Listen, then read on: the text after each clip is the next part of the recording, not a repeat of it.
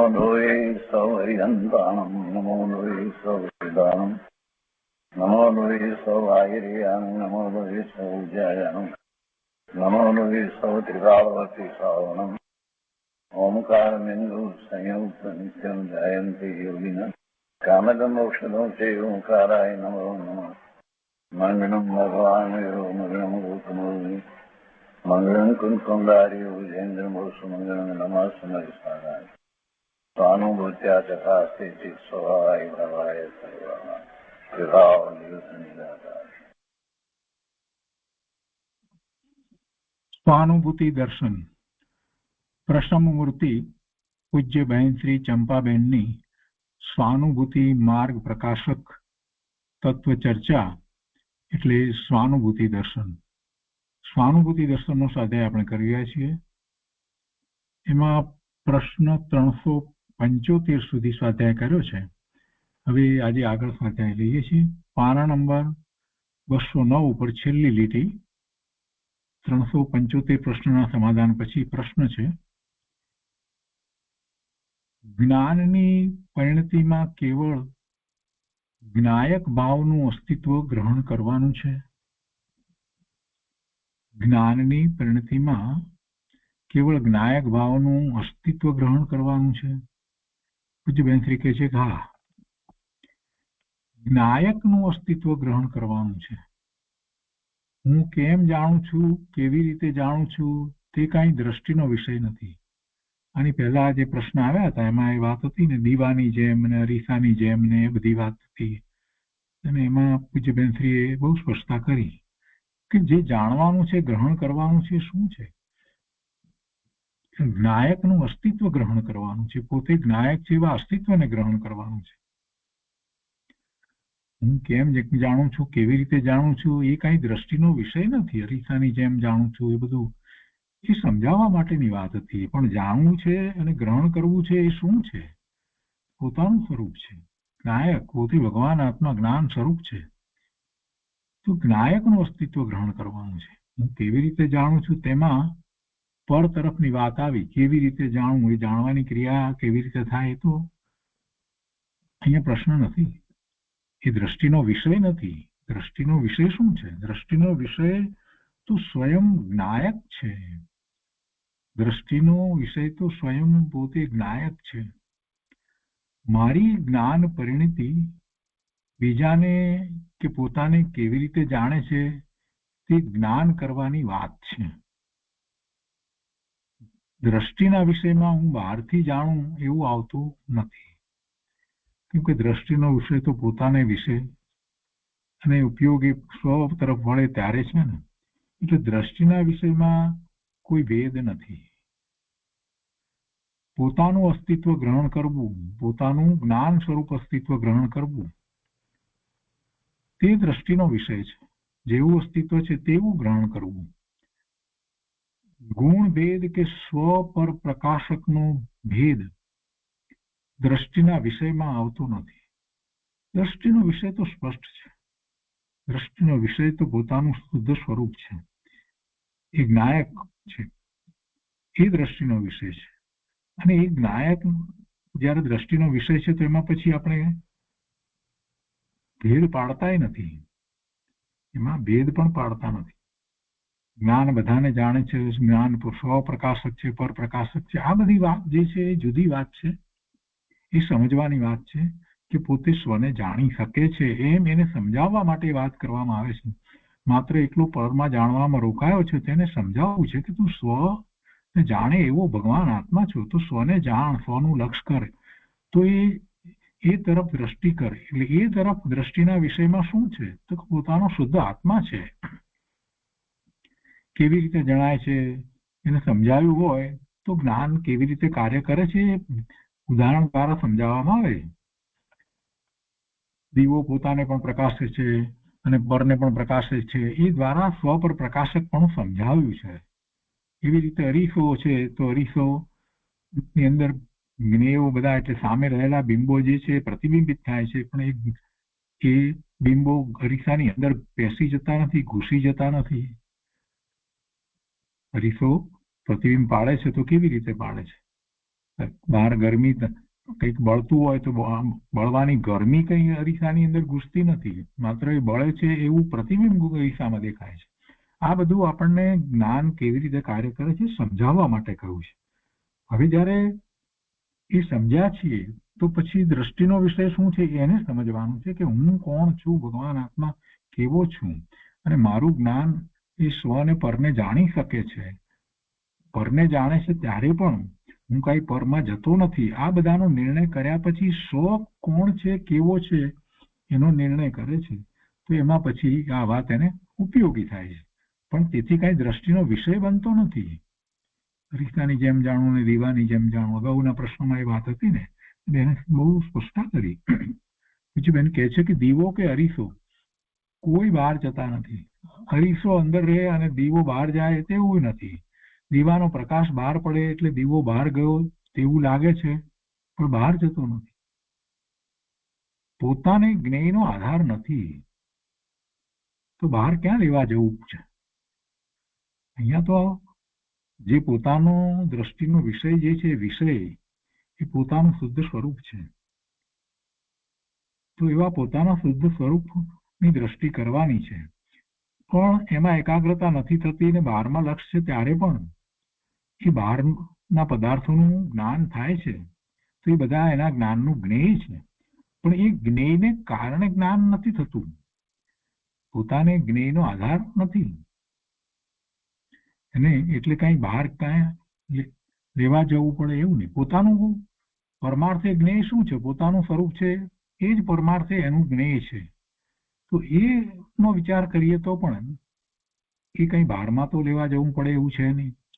પોતે સ્વયં જાણનાર છે અને બીજું કોણ જણાવે? પોતે જાણનાર છે તો એને બીજું કોઈ જણાવે એવી તો કોઈ વાત નથી. અને જેને જાણવું છે એ પણ પોતે છે. અંદરમાં પ્રતિબિંબ ક્યાંથી આવી પડે? કોઈ પ્રતિબિંબ આવી પડે એવી વાત નથી. સ્વયં જાણનારો છે. પ્રતિબિંબ જ્ઞેય તરફની અપેક્ષાથી કહેવાય છે, પર જ્ઞેયની અપેક્ષાથી પ્રતિબિંબ કહેવાય છે. જ્ઞેય વચ્ચે આવી જાય છે, પણ જ્ઞેયનું આલંબન તેને લેવું પડે તેમ નથી. તો એવી રીતે જયારે સ્વજ્ઞેયનો વિચાર કરીએ તો એને જાણે ત્યારે એને કઈ કોઈના પરના આલંબનની જરૂર નથી. વસ્તુ પોતાની છે અને એને જે જાણે છે એમાં ફેર પડે છે. પરજ્ઞેયને જાણવું અને સ્વજ્ઞેયને જાણવું એમાં ઘણો મોટો ફેર છે. પોતે જ્ઞાન દ્વારા પોતાના જ્ઞાન સ્વરૂપને જાણે છે, એ એનું જ્ઞેય છે. સ્વયં પોતે જ્ઞાન આકાર છે, સ્વયં પોતે જ્ઞાન આકાર છે અને જ્ઞેય આકાર રૂપે પરિણમે એવું સ્વરૂપ છે. એટલે સ્વયંને જાણે છે ત્યારે એ જ્ઞેય આકાર એમ, અને પરને જાણે છે ત્યારે જ્ઞેય આકાર કેવું એ તો વ્યવહારનું કથન છે. ખરેખર એ આકારે થતો નથી. પોતે તો જ્ઞાન આકારે જ હંમેશા રહે છે. પરને જાણે છે ત્યારે એ જેવું પર છે એવું જાણે છે. તેથી કઈ એ પર આકાર એટલે પર પ્રમાણે થઈ જતો નથી. એનાથી દૂર રહી અને એને એ જાણે છે. જયારે સ્વને જાણે છે તો એ સ્વ રૂપે થઈ જાય છે. પોતાનું સ્વરૂપ છે એને જ્ઞેય બનાવી અને જાણે છે તો એ જ્ઞેય આકાર રૂપે પોતે પરિણમી જાય છે. એટલે પોતે જ્ઞાન ભાવે પરિણમી જાય છે. એવું વસ્તુ સ્વરૂપ છે. 376માં પ્રશ્નનું સમાધાન થયું. એના પછી 377મો પ્રશ્ન છે. જ્ઞેયો સાથે સંબંધ નથી એમ કહે છે અને પાછો સંબંધ વિચારે છે. જ્ઞેયો છે એના જ્ઞાનમાં પ્રતિબિંબિત થાય છે, બસ એટલી વાત છે. તો એ વાત કાઢી નાખવાની તો છે નહીં ને, કેમ કે જ્ઞાન પરને નથી જાણતું એમ તો નથી ને. જાણે છે ને પરને, એટલે જ્ઞેયોને જાણે છે ને. જ્ઞેય માત્ર ને જાણે છે, પણ એ જ્ઞેયને કારણે જાણે છે એમ નથી. આખી વાત તો એ સમજવાની છે. જ્ઞેયો છે અને જ્ઞેયો જણાય છે, તો જ્ઞેયો છે માટે જણાય છે એમ નથી. જ્ઞાનનું પોતાનું સ્વતંત્ર પરિણમન થાય છે. સામે જ્ઞેય છે માટે જણાય છે એવું છદ્મસને લાગે છે, કેમ કે હજી એને જ્ઞાનાવરણી દર્શનાવરણી કર્મની પ્રકૃતિના ઉદયો વર્તે છે ને, અને એમાં મિથ્યા દ્રષ્ટિને તો એવું ખૂબ જ લાગે છે કે આ કોમ્પ્યુટર છે માટે મને કોમ્પ્યુટર જણાય છે, આ સેલફોન છે માટે મને એ જણાય છે, સામે ભગવાનનો ફોટો છે માટે મને એ જણાય છે. આ માન્યતા જે છે એ બહુ જેને શાસ્ત્રનો અભ્યાસ નથી એની એ માન્યતા છે. સૂક્ષ્મપણે વિચાર કર્યો નથી પોતાના જ્ઞાન સ્વભાવનો, એને એમ જ લાગે છે બધું. અહીંયા કે છે કે જ્ઞેયો સાથે સંબંધ નથી એમ કે છે અને પાછો સંબંધ વિચારે છે. ભાઈ સમજ તો ખરો, શું સંબંધ વિચારે છે પણ કઈ જાતનો સંબંધ છે એને સમજે છે. સમાધાનમાં પૂજ્ય બેનશ્રી કહે છે કે જ્ઞેય સાથે સંબંધ નહીં હોવા છતાં પોતે સ્વ પર પ્રકાશક છે એવો તેનો સ્વભાવ છે. તો પરને પ્રકાશે છે બસ એટલું. એ સંબંધમાં કઈ પર છે માટે એને પ્રકાશે છે એમ નથી. પણ જ્ઞેયને એ જાણે છે. જ્ઞેય માત્રને જાણવાનો જ્ઞાનનો સ્વભાવ છે. ત્રણ કાળના જ્ઞેયોને, સઘળા પદાર્થોના ત્રણેય કાળની પર્યાયોને સર્વજ્ઞ પરમાત્મા એક સમયમાં યુગપત જાણે છે. એ જ્ઞાન સ્વભાવ છે. એટલી વાત તો આવે ને, પરપ્રકાશકપણાની સામર્થ્ય જે છે એ તો આવે ને. શાસ્ત્રમાં આવે છે કે મેરુ પર્વત, દેવલોક આદિ દૂર ક્ષેત્રે રહેલા પદાર્થ જ્ઞાનમાં જણાય. ત્યાં કયા પ્રતિબિંબો હોય છે અને પોતે ક્યાં તે ક્ષેત્રે જાય છે, પોતે અહીંયાથી જાણે છે એવો એનો જ્ઞાનનો સ્વભાવ છે. જેવા અવધિજ્ઞાની હોય એને જણાય, પોતે એ ક્ષેત્રે ગયા વગર જ જણાય છે. પોતે સ્વયં જ્ઞાન સ્વરૂપ આત્મા જ્ઞાન રૂપે પરિણમે છે. દૂર કે નજીક રહેલા પદાર્થને પોતાના નિર્મળ જ્ઞાનમાં જાણવાનો સ્વભાવ છે. પણ તે નજીક રહેલા હોય ત્યારે એમ લાગે છે કે મારામાં આના પ્રતિબિંબો પડે છે, અને એમ છે કે આ છે એટલે જ મને ખ્યાલમાં આવે છે, એના પ્રતિબિંબ પડે છે. એ ભ્રાંતિ છે. ભ્રાંતિના કારણે એવું લાગે છે કે તેની ભૂલ છે. પદાર્થો છે માટે જણાય છે એવો વસ્તુનો સ્વભાવ જ નથી. આ જ્ઞાનનો એવો સ્વભાવ જ નથી. જ્ઞાન સ્વતંત્ર પરિણમન કરે છે. એમાં જ્ઞેયો જે જ્ઞેયો છે એને જણાય છે. તે ક્ષયોક્ષમ જ્ઞાનની પરિણતિ છે. તે એકત્વ છે.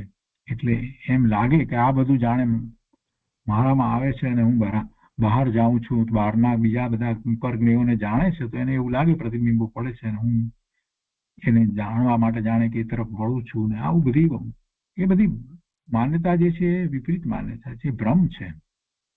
એ પોતે સ્વને છોડીને ક્યાં બહાર જાય છે?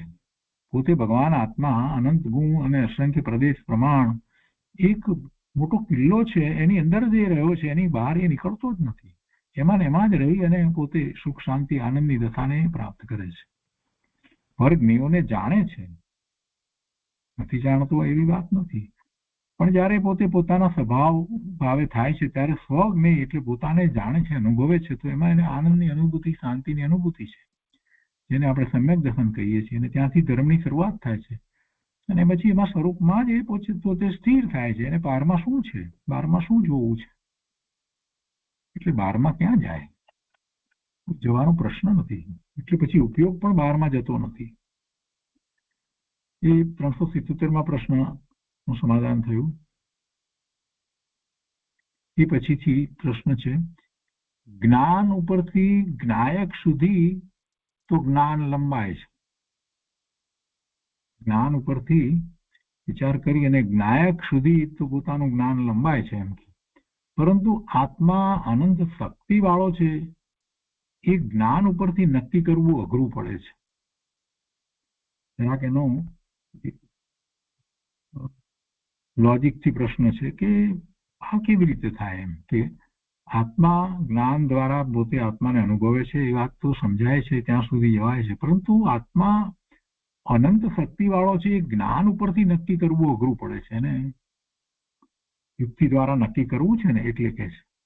જેને અનુભૂતિ થઈ છે એને કઈ એવો પ્રશ્ન થતો નથી, એને નક્કી થઈ જ ગયું છે. કેમ કે અનુભૂતિ જયારે થાય છે તો અનંત ગુણનું ભવન, એક રૂપ ભવન એને આનંદમાં આવે છે.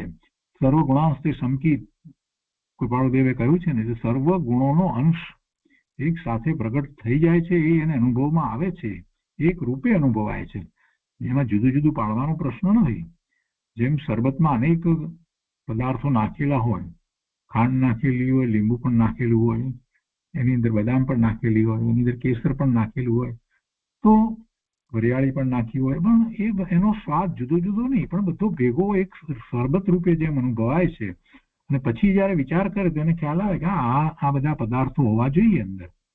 તો એવી રીતે અનુભૂતિમાં એને આત્માનો અનુભવ થાય છે. પછી એના ઉપરથી નિર્ણય કરે છે કે અનંત ગુણ હોવા જોઈએ, કેમ કે જે અનુભવ થયો છે એ ઉપરથી થાય છે.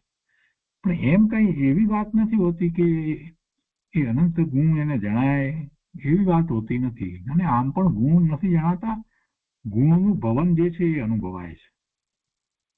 તો એનો પ્રશ્ન છે કે જ્ઞાન ઉપરથી જ્ઞાયક સુધી તો જ્ઞાન લંબાય છે, પરંતુ આત્મા અનંત શક્તિ વાળો છે એ જ્ઞાન ઉપરથી નક્કી કરવું અઘરું પડે છે. માહિતી જ્ઞાન ઉપરથી તું પહેલા નક્કી કર પ્રભુ, એટલે કે દ્રવ્ય સ્વરૂપના અભ્યાસ દ્વારા, જીનવાણી દ્વારા તો નક્કી કર.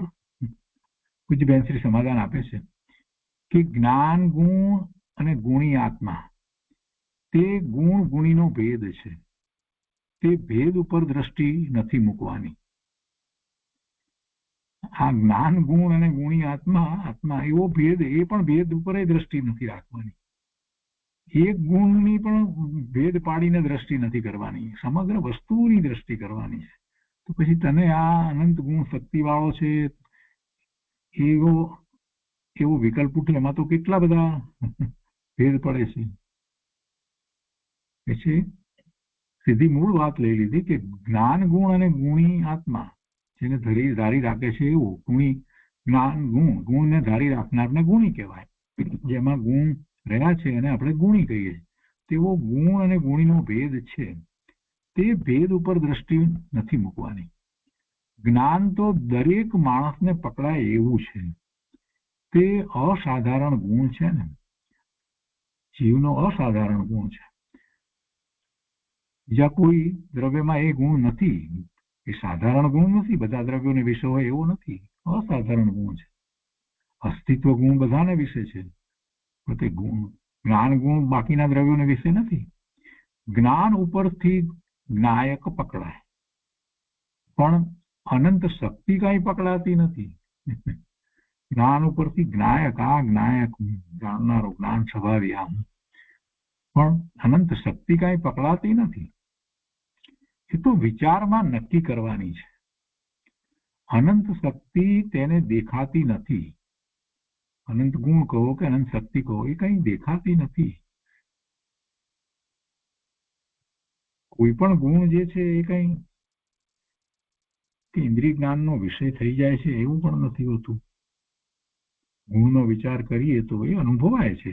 ઇન્દ્રિયમાં પણ આપણે જે કહીએ છીએ તે શું છે કે ભાઈ રસેન્દ્રિય દ્વારા રસનો અનુભવ થાય છે. એ કઈ ત્યાં દેખાતો નથી કે કેરીની અંદર મીઠાશ કઈ દેખાતી નથી. જોવાનું એ નથી, અનુભવવાની વસ્તુ છે. મીઠું છે, લવણ, તે ખારું છે તો ખારાશ કઈ દેખાતી નથી. ખારાશ સ્વાદ ગુણ દ્વારા અનુભવાય છે. એટલે અહીંયા જે ગુણોના અનુભવને એ રીતે સમજીએ તો કે છે કે અનંત શક્તિ તેને દેખાતી નથી. દ્રષ્ટિનો વિષય તો એક નાયક છે, અને એ દ્રષ્ટિનો વિષય જે છે એ પણ કઈ ઇન્દ્રિયો દ્વારા એને ગમ્ય નથી. અતિન્દ્રિયપણે એને એ દ્રષ્ટિનો વિષય જ્ઞાયક પોતે એ અનુભવાય છે. જ્ઞાયકની અંદર અનંત ગુણ આવી જ જાય છે. તે જ્ઞાયક કેવો છે? તે મહિમાવંત છે, અનંત ગુણોથી ભરપૂર છે. શાસ્ત્રમાં આવે છે કે જ્ઞાયક અનંત ગુણથી ભરપૂર છે. તો તે યુક્તિથી નક્કી થાય છે. એ યુક્તિથી નક્કી થાય છે, તર્કથી નક્કી થાય છે. અને અનુભૂતિમાં પણ આવે છે. અનુભૂતિમાં આવે છે કે જેમ કૃપાળુ દેવે કહ્યું એ પ્રમાણે કે અનંત ગુણનો અંશ પ્રગટ થાય છે એવું અનુભવાય છે. એટલે એ સર્વગુણાંશ તે સંકિત, એ શબ્દ એમને મૂક્યો. સર્વગુણનો અંશ તે સંકિત, એ વાક્ય એમણે કહ્યું. તો એ અનુભૂતિમાં પણ આવે છે, પણ તે પોતાને પ્રત્યક્ષ ન દેખાય. તે તો કેવળી જ્ઞાન ગમે છે. કેવળ જ્ઞાનની અંદર બધું જ પ્રત્યક્ષ હોય છે. અત્યારે એને તર્ક દ્વારા સમજવાનું હોય છે, પણ એવો અનુભવ થાય છે. પાછો સમ્યક દર્શન થતા એવો જ અનુભવ થાય છે. તેના ભાવો અનુભૂતિમાં આવે. તેના એટલે એ અનંત ગુણો જે છે એના ભાવો અનુભૂતિમાં આવે છે, એનું ભવન છે તે અનુભવાય છે અને અનુમાન પ્રમાણથી જાણી શકે છે. અનંત શક્તિ ઉપર જુદું જુદું લક્ષ આપવું પડતું નથી કે આ જ્ઞાન છે, એના ચારિત્ર્ય છે, એના પ્રભુત્વ છે, આ વિભુત્વ છે. કેટલાક ગુણો શાસ્ત્રમાં આવે છે, બધા તો આવતા નથી, બધાના નામ પણ હોય નહીં. કેટલાક ગુણોના વર્ણન વગેરે શાસ્ત્રમાં આવે છે. 47 શક્તિનું વર્ણન સમય સારના પરિશિષ્ટમાં આવ્યું, પણ બધા ગુણોના નામ પણ હોતા નથી, બધા તો આવતા નથી, શાસ્ત્રમાં પણ બધા નથી. છતાં બધા ઉપર જુદું જુદું લક્ષ દઈને જુદા જુદા વિકલ્પ કરી અટકવું પડતું નથી. એક અભેદ જ્ઞાયક ગ્રહણ થયો, તેમાં બધું આવી જાય છે.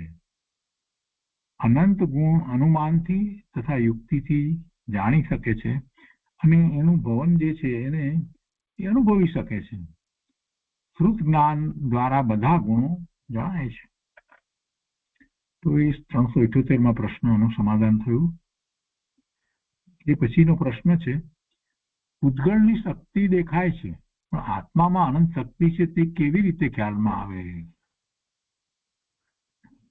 પૂતગળની શક્તિ દેખાય છે પણ આત્મામાં અનંત શક્તિ છે તે કેવી રીતે ખ્યાલમાં આવે? થોડોક વિચાર કરે ને તોય ખ્યાલમાં આવે, પણ એને બહાર જોવાની ટેવ પડી છે ને એટલે બહાર બીજે બધે શક્તિ દેખાય છે, બહાર બીજે બધું રમ્ય દેખાય છે, બહાર બીજે બધું એને ઉપયોગી દેખાય છે, પણ અંદરમાં જે પડ્યું છે એવું એને ક્યાંય ખ્યાલમાં આવતું જ નથી. પૂતગળની શક્તિ દેખાય છે પણ આત્મામાં અનંત શક્તિ છે તે કેવી રીતે ખ્યાલમાં આવે? આ પેલા જેવું જ પ્રશ્ન. સમાધાનમાં પૂજ્ય બેન શ્રી કહે છે કે પૂતગળ ઇન્દ્રિય જ્ઞાનથી દેખાય છે એટલે તેમાં શક્તિ છે તેવો ખ્યાલ આવે છે, પણ આત્મામાં અનંત શક્તિ છે તેમાંનો એક જ્ઞાન ગુણ લઈએ તો તે પોતાના ક્ષેત્રમાં રહીને, જ્ઞાન ગુણ જે છે પોતે પોતાના ક્ષેત્રમાં રહીને આખા લોકાલોકને જાણી શકે છે તેવી તેનામાં અપૂર્વ શક્તિ છે. પોતે બહાર કંઈ લેવા જતું નથી, જવું પડતું નથી, બહારથી કાંઈ અંદર આવતું નથી અને કોઈ તેને કાંઈ કહેતું નથી તો પણ જ્ઞાન કે જેને મર્યાદા નથી તે પોતાના ક્ષેત્રમાં રહીને જાણે છે. એવું જ્ઞાનનું અપૂર્વ અનંત સામર્થ્ય છે. તે પોતાના ક્ષેત્રમાં રહીને જગતમાં અનંતા જીવો છે, અનંતા પૂતગળો છે, નરક છે, સ્વર્ગ છે વગેરે આખું લોકાલોક છે તેને, અને વીતી ગયેલો કાળ, ગયો કાળ વીતી ગયો, ભવિષ્યકાળ વીતશે, તે બધાને જ્ઞાનની અંદર એક સમયમાં જાણી લે છે. એવું સામર્થ્ય છે જ્ઞાનનું. પાછો અંતર્મુહૂર્તનો કાળ પણ લાગતો નથી ને તેને ક્રમ પડતો નથી, એવું કેવડીનું જ્ઞાન હોય છે. એક સમયમાં જાણે છે, યુગપત જાણે, સાથે જાણે, બધું એક સમયની અંદર બધું જાણી શકે છે. તો તેવી જ્ઞાનની શક્તિ છે પણ પોતાને પ્રત્યક્ષ દેખાતું નથી એટલે તેનો વિશ્વાસ આવવો મુશ્કેલ પડે છે. અનંતા પરમાણુને જ્ઞાન એક સમયમાં જાણી લે તેવી જ્ઞાનની અનંતી શક્તિ છે.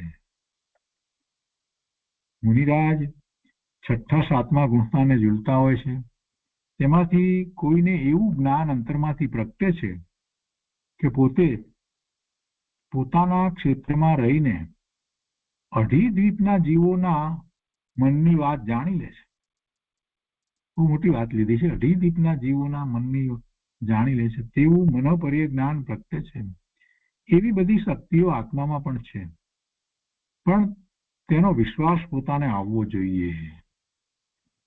આત્મા પોતે ક્ષેત્રાંતર કરીને એક સમયની અંદર ઉર્ધ્વલોકમાં સિદ્ધાલયમાં પહોંચી જાય છે તેવી એનામાં શક્તિ છે. કેવળી પરમાત્મા નિર્વાણ પામે છે જ્યારે, તો નિર્વાણ પામે છે એટલે છેલ્લું શરીર જે છે, ચરમ શરીર એ છોડે છે તો પછી એ આત્મા એક સમયમાં મધ્યલોકમાંથી સીધો ઉર્ધ્વલોકમાં સીધી શિલાની ઉપર પહોંચી જાય છે એક સમયમાં. એવી શક્તિ છે આત્મામાં. વિચાર કરે તો આત્મામાં અનંતી શક્તિઓ છે તે ખ્યાલમાં આવે છે. આ જ્ઞાન ક્રિયા એ કરી રહ્યો છે ને, જાણી રહ્યો છે, એ પણ એની શક્તિ છે ને, એ શક્તિ છે ત્યારે જાણે છે ને. આ વાંચ્યું એ એને યાદ રહી ગયું તો એ એક જ્ઞાનનો જ ભાગ છે. મન જે છે સંગમી છે, સંગમી પચેન્દ્રિય થયો છે, મન છે, અને એમાં જે ભાવ મન જે છે એ ભાવમનમાં એ બધી સ્મૃતિમાં રહે છે. એ પણ જ્ઞાનનો જ એક વિભાગ છે. દરેક સમયે સમયે એ જુદી જુદી વસ્તુ તરફ દ્રષ્ટિ કરે છે, કે એને સાંભળે છે, કે રસ સૂંઘે છે, કે એનો રસાસ્વાદ માણે છે. તે બધી જ્ઞાનની પર્યાયો જે થઈ રહી છે એ બધી પર્યાયોને એ જાણી શકે છે ને. એ બધો કોનો પ્રતાપ છે? એ જ્ઞાન ગુણનો પ્રતાપ છે. જ્ઞાન ગુણને કારણે જે છે વળી પોતે છે એનું હોવાપણું અસ્તિત્વ નાનપણથી અત્યાર સુધી ભલે એના શરીરની અંદર જે શરીર સાથે રહ્યો છે એમાં બધા ફેરફારો થયા છે. આ બધું હોવા છતાં પોતે તો એ રહ્યો છે એનો એ જ છે ને. જ્યારથી એને નામની પોતાને સમજણ આવી કે હું રમેશ, તો હજી સુધી રમેશ રમેશ રમેશ તરીકે પોતાને માનતો થકો કેટલા વર્ષો વીતી ગયા તો એ છે ને. આ અસ્તિત્વ, એવા અસ્તિત્વ ગુણનો પણ એ વિચાર કરી શકે. આ બધી શક્તિ નથી તો બીજું શું છે? તેનો અસ્તિત્વ ગુણ એવો છે કે લોકાલોકના ગમે તેટલા દ્રવ્યો ભેગા થાય તો પણ પોતાનો નાશ થતો નથી. અસ્તિત્વ તો જળવાઈ રહે છે. નિગોદના જીવનો વિચાર કરીએ તો નિગોદમાં ગયો તો એને જ્ઞાનના ઉઘાડ ઓછા છે, એની અવગાહના બહુ જ ઓછી છે. તે છતાં પણ એ અનંત ગુણનો પિંડ એવો ને એવો અસ્તિત્વ સહિત છે. એટલે એટલી અસ્તિત્વ ગુણની શક્તિ છે. નિગોદમાં ગયો ત્યાં 100ની અણી જેટલા ક્ષેત્રમાં કેટલાય જીવો રહે છે તો પણ પોતાના અસ્તિત્વનો નાશ થતો નથી. નિગોદમાં જીવો ભેગા નથી થઈ જતા. 2, 4, 5 જીવો ભેગા થઈ જાય એવું બનતું નથી. એવી રીતે જ્ઞાન ગુણની પણ એવી શક્તિ છે કે તેની જ્ઞાયકતાનો, જ્ઞાનપણે રહેવાનો નાશ થતો નથી. આમ એવી એક એક ગુણમાં અનંતી શક્તિ છે અને સંખ્યામાં પણ અનંતા ગુણો છે. એનો નિર્ણય થઈ શકે છે, તર્ક દ્વારા એનો નિર્ણય થઈ શકે છે.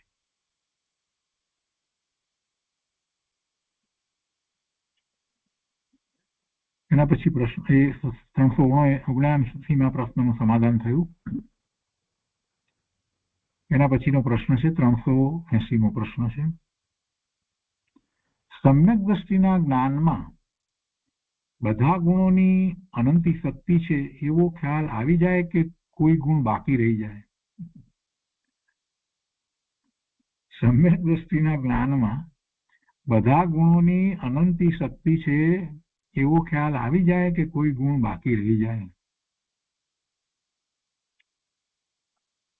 વેન્થ્રી એનું સમાધાન આપ્યું છે કે સમ્યક દ્રષ્ટિના જ્ઞાનની ગંભીરતા છે.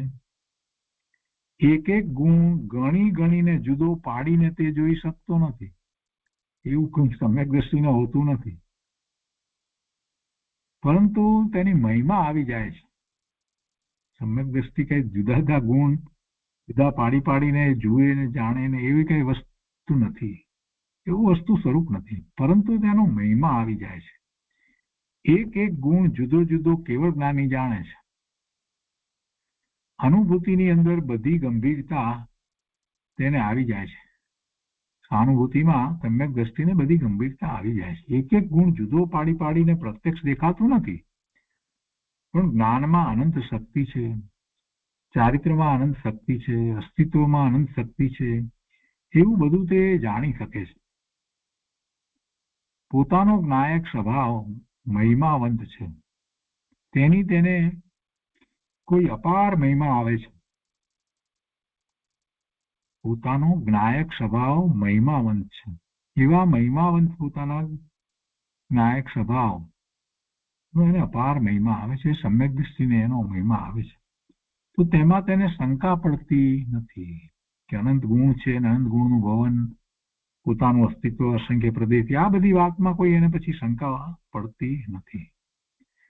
એ અનુભૂતિ થાય છે એના ઉપરથી જ એને તર્ક દ્વારા પણ ખ્યાલ આવે છે કે આવી અનુભૂતિ જ્યારે થાય તો પછી કેટલા ગુણો હશે? અનંત ગુણ જ હોવા જોઈએ. અને એ વાત ભગવાનના જ્ઞાનમાં આવી છે એટલે હવે એ વાત એને સમ્યક થઈ ગઈ. એને જયારે જાણી ત્યારે તો દિનેશ્વર ભગવાનની વાણીમાંથી એ વાત જાણી કે જીવ માત્ર અનંત ગુણનો પિંડ છે અને અંદરમાં અનંત ગુણનું ભવન ચાલે છે. આ બધું જાણ્યું એને. પણ ત્યાં સુધી એ દ્રવ્યસ્વરૂપ જાણ્યું હતું. હવે જયારે અનુભૂતિ થાય છે ત્યાર પછીથી એ વાત એને હવે સમ્યક થઈ જાય છે કે ના એમ જ હોવું જોઈએ. અનુભૂતિ જે થઈ એ ઉપરથી, પણ એને કઈ પ્રત્યક્ષ બધા ગુણને જાણ્યા છે કેવળી પરમાત્માની જેમ એમ નથી હોતું. આત્મા બધાને જ્ઞેય કરનારો જાણનારો છે. જળ પોતે પોતાને જાણતું નથી. આત્મા તો પોતાને પણ જાણે ને પરને પણ જાણે. જ્ઞાન પોતે પોતાને જાણે છે અને બીજાને પણ જાણે છે. ગયા કાળના પ્રસંગો કે ગયા ભવના બધા પ્રસંગો વીતી ગયા છે તો પણ વર્તમાનમાં તેનું જ્ઞાન થઈ શકે છે તેવી જ્ઞાનની શક્તિ છે. કોઈ કોઈ મુનિઓને પણ તેવી જ્ઞાનની શક્તિ પ્રત્યે છે. જાતિ સ્મરણ જ્ઞાનમાં પૂર્વ ભવો દેખાય છે. કૃપાળુ દેવને કેટલા બધા ભવનું જ્ઞાન હતું. બેનશ્રીને પોતાને 4 ભવનું જાતિ સ્મરણ જ્ઞાન હતું. પોતે ભેદ જ્ઞાન કરીને જ્ઞાયક સ્વભાવ કોઈ અનંત મહિમાવંત છે તેની પ્રતીતિ લાવીને અંતરમાં સ્વાનુભૂતિ કરી શકે છે.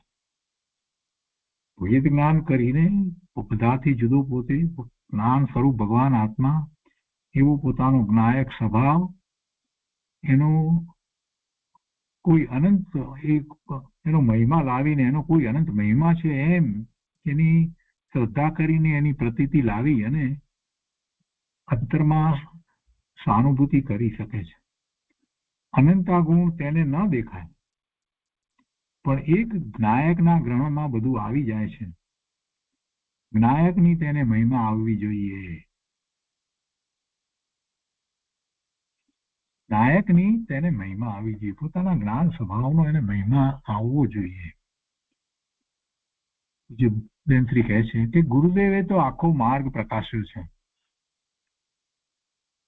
તેઓ સ્થાનકવાસી સંપ્રદાયમાં હતા ત્યાં તેમાંથી વિચાર કરીને નક્કી કરીને અને પલટો કરીને આ સ્વાનુભૂતિનો માર્ગ બતાવ્યો છે. ચારે બાજુથી માર્ગ બતાવ્યો છે. બધું નક્કી કરીને આ માર્ગ પ્રકાશ્યો છે. ગુરુદેવે કહ્યો છે તે માર્ગ ગ્રહણ કરી લે. પોતાને બધું ન સમજાય તો પ્રયોજનભૂત વાત નક્કી કરી અને પોતે આગળ જઈ શકે છે. પૂજ્ય ગુરુદેવ કહેતા હતા કે કોઈની દુકાને રૂપિયા મૂકવા જાય ત્યારે તે પ્રયોજનભૂત વાત જાણી પોતે નક્કી કરે છે કે આ દુકાન સારી ચાલે છે એટલે મારા પૈસા ડૂબશે નહીં, રૂપિયા ડૂબશે નહીં અને એ મને વ્યાજ પણ આપશે.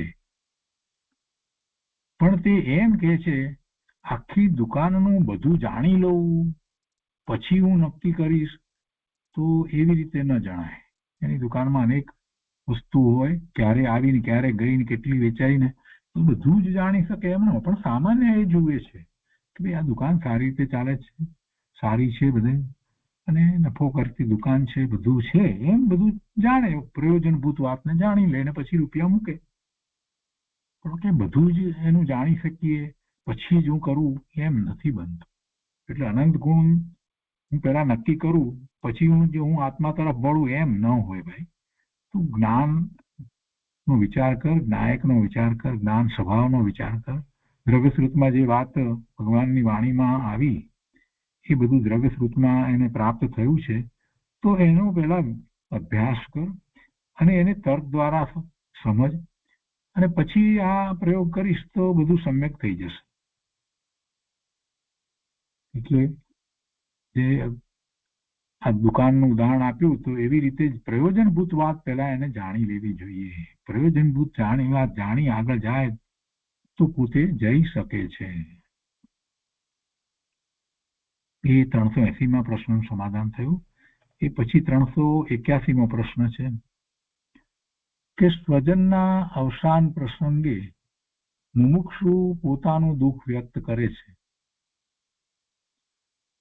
સ્વજન યાદ આવે છે આકુળતા થાય છે, શાંતિ લાગતી નથી, શું કરવું? સ્વજનના અવસાન પ્રસંગે મુમુક્ષુ પોતાનું દુઃખ વ્યક્ત કરે છે અને સ્વજન યાદ આવે છે, આકુળતા થાય છે, શાંતિ લાગતી નથી, તો શું કરવું?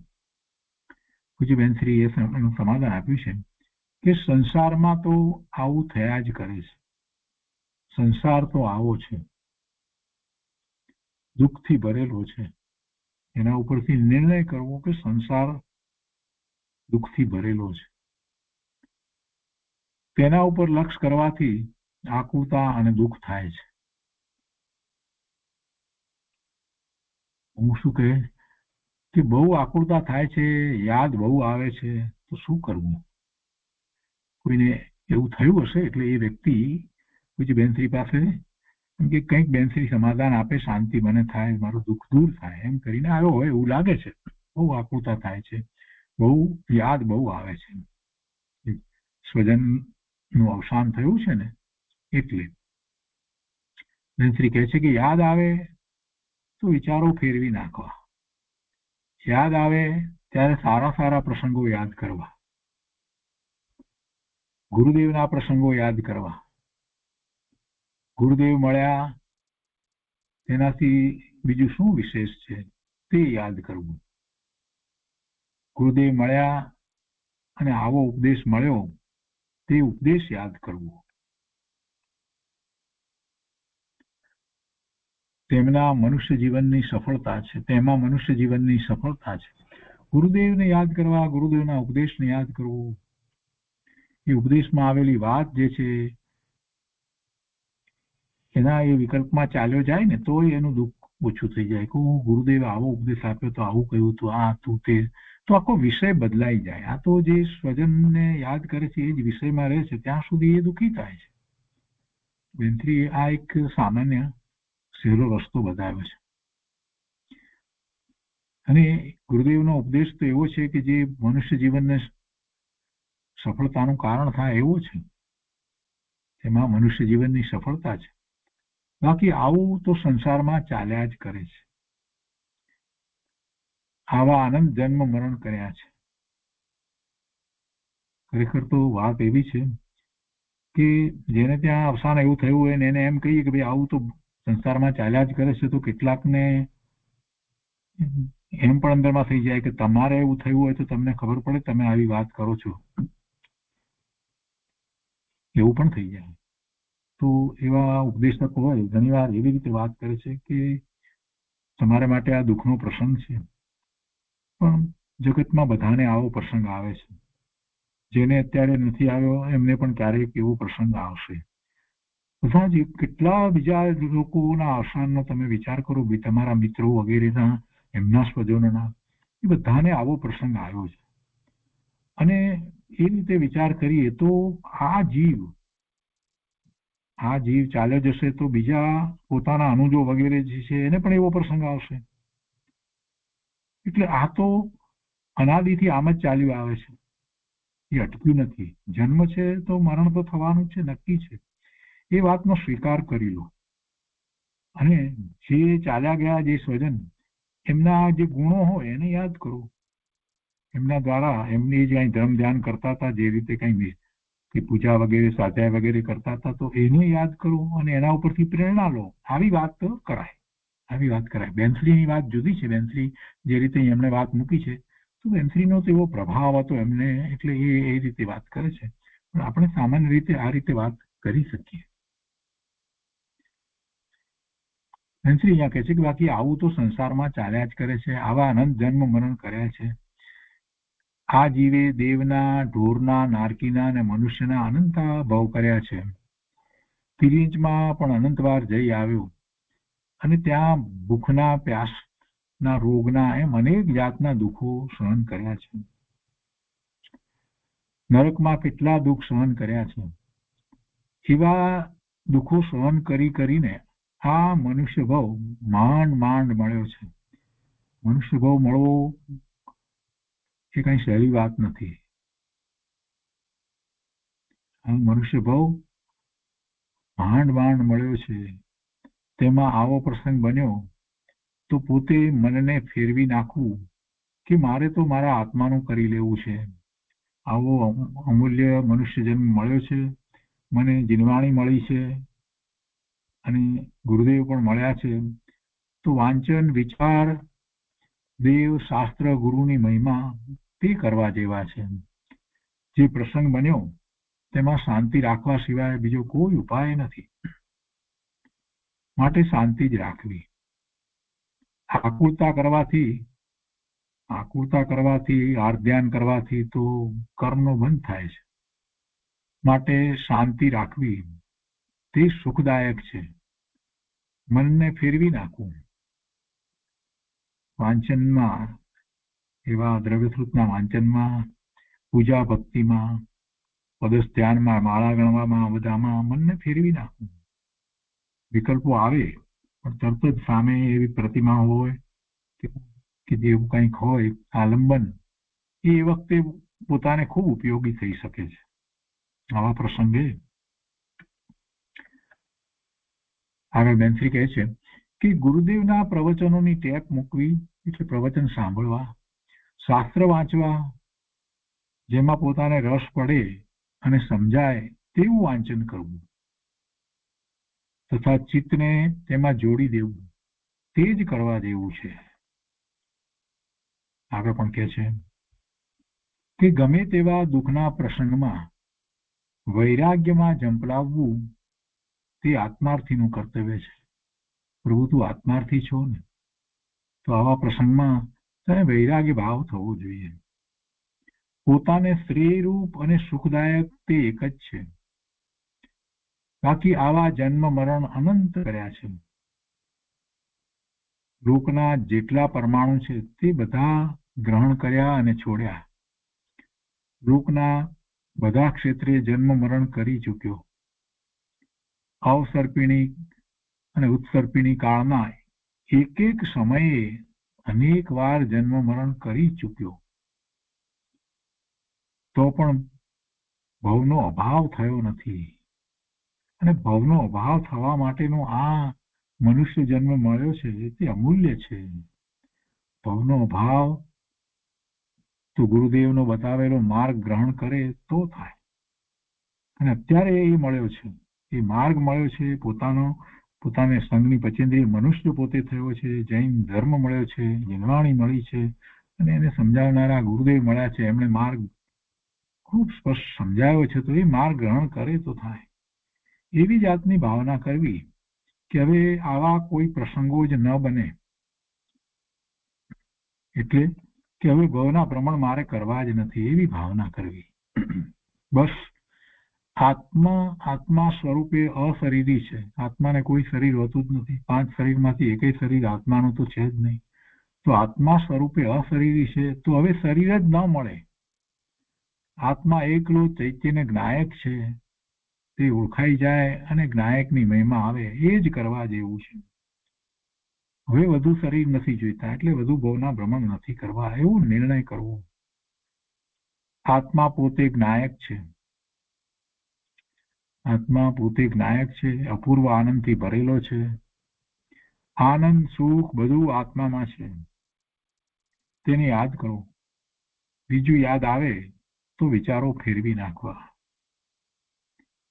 આગળ કહે છે કે બહારનું યાદ કરવાથી અશુભ કર્મ બંધન થાય. માટે વિચારો ફેરવી નાખવા. બધા સારા પ્રસંગો યાદ કરવા, ધર્મના પ્રસંગો યાદ કરવા. બનેલા પ્રસંગને બહુ લંબાવીને યાદ જ ન કરવો, એટલે જે વર્તમાનમાં જે બન્યો પ્રસંગ, દુઃખનો પ્રસંગ, તેને વિસ્મરણ કરી સ્મરણ કરવા યોગ્ય જે દેવ, શાસ્ત્ર, ગુરુ અને તેમના પ્રસંગો એ યાદ કરવા. મહાપુરુષોના ચારિત્રો યાદ કરવા. આવા પ્રસંગો તો ચોથા કાળમાં પણ બનતા હતા. રામ, લક્ષ્મણ, સીતા જેવાને વનમાં જવું પડ્યું હતું. સીતાજીની અગ્નિ પરીક્ષા થઈ હતી. તો આ તો ચોથા કાળમાં પણ એ બધું બનતું હતું. આ તો પંચમ કાળ છે, એમાં તો આવું બન્યા જ કરે છે. માટે શાંતિ રાખવી તે જ એક સુખદાયક છે. બહુ પછી વાત એને વધારે લીધી છે. કેમ બિચારાને તકલીફ હશે કે છોકરાઓ નાના એટલે યાદ આવે. સૌના પુણ્ય સૌની પાસે છે, તેની ચિંતા જ ન કરવી. પોતાના રાગને લઈને વિકલ્પ આવે પણ આકુળતા ન કરવી. થાય ને આવું ક્યારેક દુઃખ થાય કે છોકરાઓ નાના છે તો હવે શું કરીશું, ઘરની મુખ્ય વ્યક્તિ ચાલી ગઈ હોય કે એવું કંઈ થયું હોય તો સૌના પુણ્ય સૌની પાસે છે એ વાતને યાદ કરવા જેવી છે. બધા પોતપોતાના પુણ્ય લઈને આવે છે એટલે એમને એના પુણ્યના ઉદયને કારણે જે મળવાનું છે તે મળી જ રહેશે, એની ચિંતા ન કરવી. પોતાના રાગને લઈને વિકલ્પ આવે એમ થાય પોતાને એવો રાગ છે બહુ એમના પ્રત્યે, બાળકો પ્રત્યે એટલે આવે પણ આકુળતા ન કરવી. અમુક શું કહે કે વાંચન કરવાથી ઘણું સમાધાન થાય છે. એમ તરીકે હા બરાબર છે, વાંચન